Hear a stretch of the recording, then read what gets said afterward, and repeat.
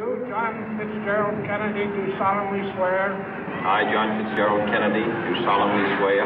That you will faithfully execute the office of President of the United States. That I will faithfully execute the office of President of the United States. And will, to the best of your ability.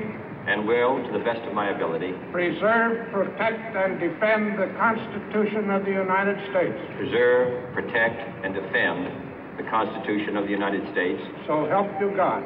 So help me God.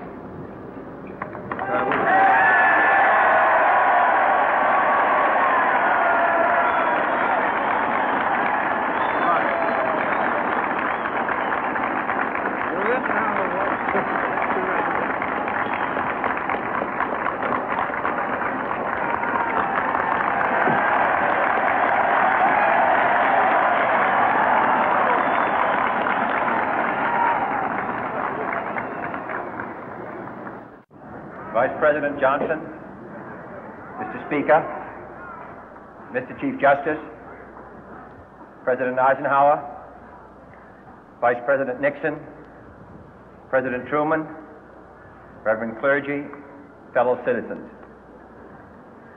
We observe today not a victory of party, but a celebration of freedom, symbolizing an end as well as a beginning, signifying renewal as well as change. For I have sworn before you and Almighty God the same solemn oath our forebears prescribed nearly a century and 3/4 ago.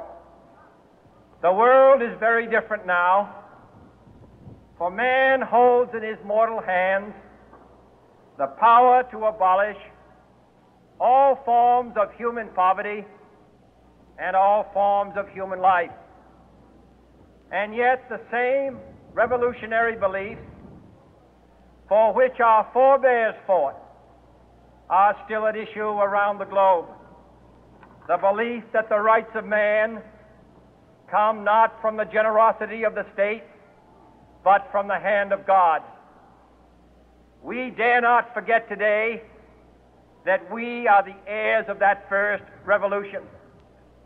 Let the word go forth from this time and place to friend and foe alike that the torch has been passed to a new generation of Americans born in this century, tempered by war, disciplined by a hard and bitter peace, proud of our ancient heritage, and unwilling to witness or permit the slow undoing of those human rights to which this nation has always been committed and to which we are committed today at home and around the world.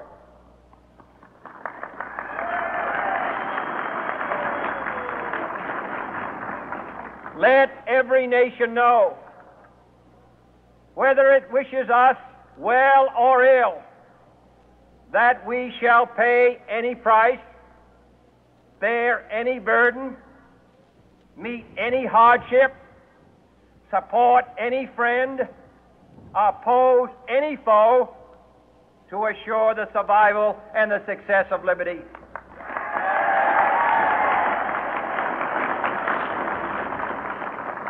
This much we pledge and more. To those old allies whose cultural and spiritual origins we share, we pledge the loyalty of faithful friends. United, there is little we cannot do in a host of cooperative ventures. Divided, there is little we can do, for we dare not meet a powerful challenge at odds and split asunder. To those new states whom we welcome to the ranks of the free, we pledge our word that one form of colonial control shall not have passed away merely to be replaced by a far more iron tyranny. We shall not always expect to find them supporting our view, but we shall always hope to find them strongly supporting their own freedom, and to remember that in the past, those who foolishly sought power by riding the back of the tiger ended up inside.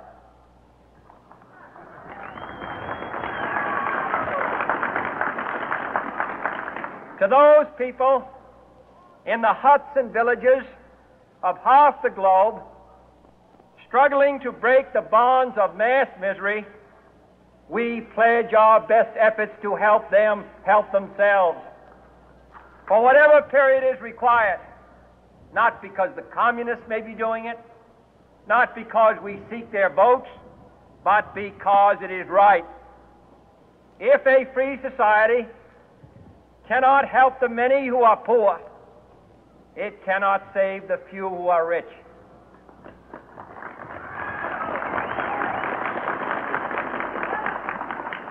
To our sister republics south of our border, we offer a special pledge to convert our good words into good deeds, in a new alliance for progress, to assist free men and free governments in casting off the chains of poverty.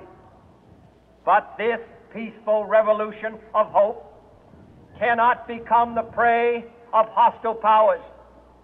Let all our neighbors know that we shall join with them to oppose aggression or subversion anywhere in the Americas. And let every other power know that this hemisphere intends to remain the master of its own house.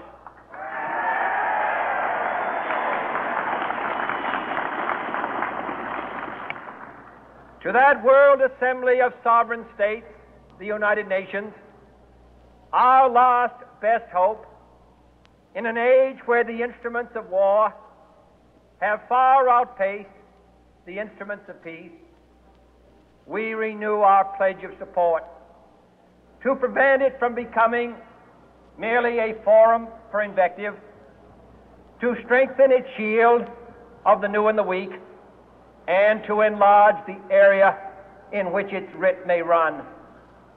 Finally, to those nations who would make themselves our adversary, we offer not a pledge, but a request that both sides begin anew the quest for peace. Before the dark powers of destruction, unleashed by science, engulf all humanity in planned or accidental self-destruction, we dare not tempt them with weakness, for only when our arms are sufficient beyond doubt can we be certain beyond doubt that they will never be employed. But neither can two great and powerful groups of nations take comfort from our present course, both sides overburdened by the cost of modern weapons, both rightly alarmed by the steady spread of the deadly atom, yet both racing to alter that uncertain balance of terror that stays the hand of mankind's final war. So let us begin anew, remembering on both sides that civility is not a sign of weakness, and sincerity is always subject to proof. Let us never negotiate out of fear, but let us never fear to negotiate.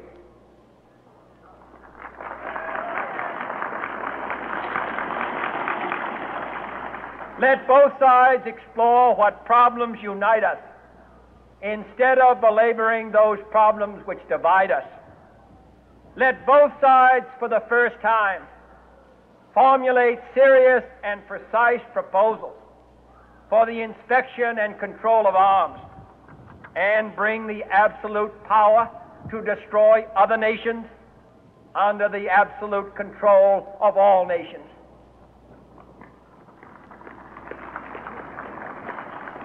Let both sides seek to invoke the wonders of science instead of its terrors. Together, let us explore the stars, conquer the deserts, eradicate disease, tap the ocean depths, and encourage the arts and commerce. Let both sides unite to heed in all corners of the earth the command of Isaiah to undo the heavy burden and let the oppressed go free. And if a beachhead of cooperation may push back the jungle of suspicion, let both sides join in creating a new endeavor, not a new balance of power, but a new world of law, where the strong are just and the weak secure and the peace preserved. All this will not be finished in the first 100 days, nor will it be finished in the first 1,000 days, nor in the life of this administration, nor even perhaps in our lifetime on this planet. But let us begin.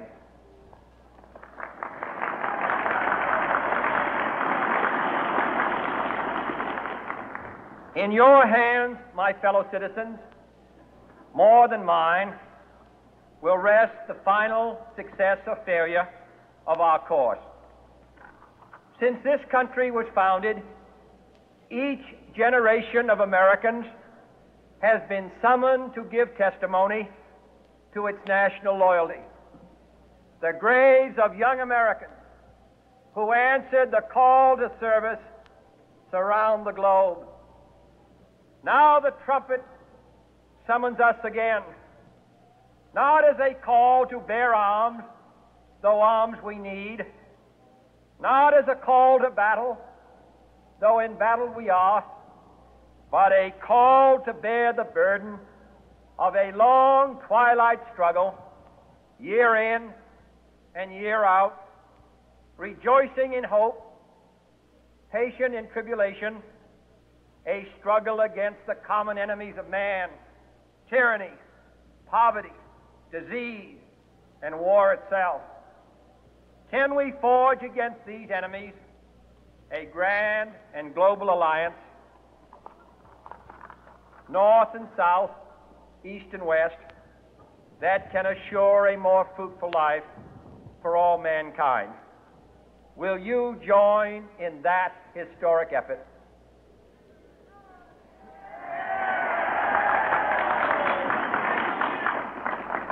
In the long history of the world, only a few generations have been granted the role of defending freedom in its hour of maximum danger. I do not shrink from this responsibility. I welcome it.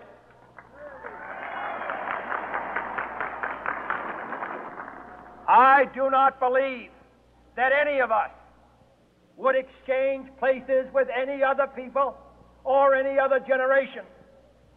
The energy, the faith, the devotion which we bring to this endeavor will light our country and all who serve it.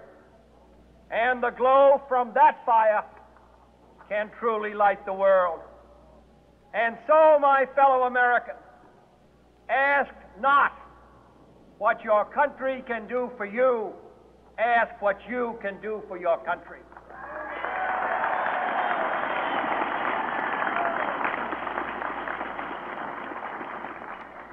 My fellow citizens of the world, ask not what America will do for you, but what together we can do for the freedom of man.